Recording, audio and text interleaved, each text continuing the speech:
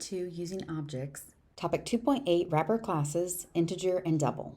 In our last lesson, we discussed how reference types have enhanced capabilities through constructors and methods, unlike primitive types. Because of this, for every primitive type in Java, there is a built-in object type called a wrapper class. Wrapper classes allow us to convert primitive types to reference types. For AP CSA, we will only focus on wrapper classes integer and double. A wrapper class wraps primitive data types as objects. Because of this, we can now call constructors and methods on these objects. It's important to note that this information is most useful when we get to Topic 7, Array List. The integer class and double class are part of the java.language package. Here's one way to visualize it. Just as we did with the string class, here are the constructors and methods you are expected to know and use for the integer and double classes. These are the constructors used to construct or instantiate integer and double objects. These methods return values of the objects as their primitive types. Let's see them in action, starting with the integer class. Here we are using the constructor to instantiate an integer object. This method will return the integer object as a primitive type. Notice the use of uppercase and lowercase letters to distinguish between primitive and reference types. These two methods can be used to assign variables to the maximum and minimum possible values and are useful for upper and lower bounds of arrays. We will discuss this later in our course. Notice how these are called on the integer class itself.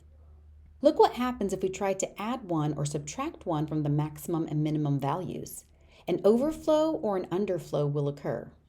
Let's take a look at the double class. We've instantiated double objects called score1, score2, and score3.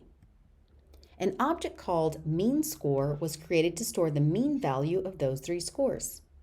Here, a primitive variable called mean2 of type double is being used to store the primitive double value from the object mean_score. For humans, these results look the same, but our machine views these very differently.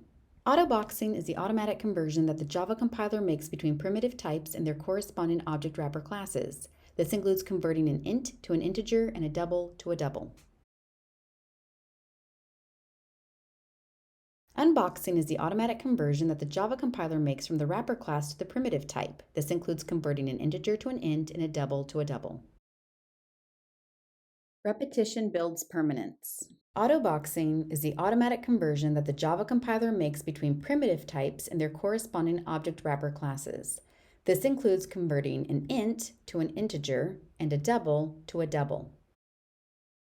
The Java compiler applies autoboxing when a primitive value is passed as a parameter to a method that expects an object of the corresponding wrapper class or assigned to a variable of the corresponding wrapper class.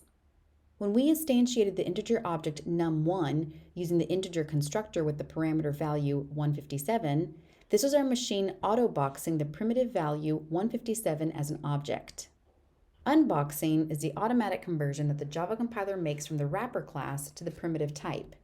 This includes converting an integer to an int and a double to a double. The Java compiler applies unboxing when a wrapper class object is passed as a parameter to a method that expects the value of the corresponding primitive type or assigned to a variable of the corresponding primitive type. In this example, a primitive variable called num1int is assigned the primitive value found in the object num1. The method intValue extracts the primitive data from the object num1. This extraction is called unboxing.